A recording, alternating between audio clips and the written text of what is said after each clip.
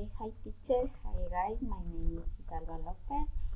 In my presentation, I will talk about the experience learning foreign language.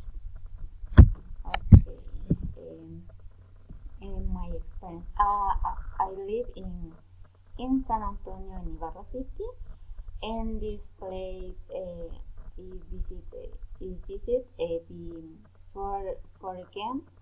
Um, my cousin has a place to sell crafts, and sometimes the people who arrive have a hard time speaking Spanish. On an occasion, I remember that a Frances arrived and this was was very very difficult to give us information about the crabs.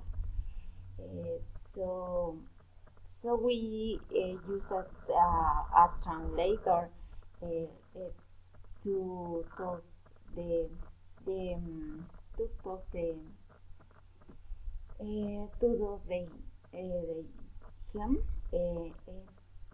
Now my cousin the is talking an English and French courses.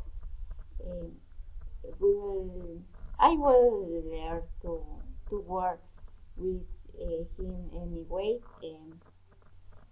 In my opinion, learning a language is very important. Is very important. For example, communicate the other people and says to information. Thank you, teacher.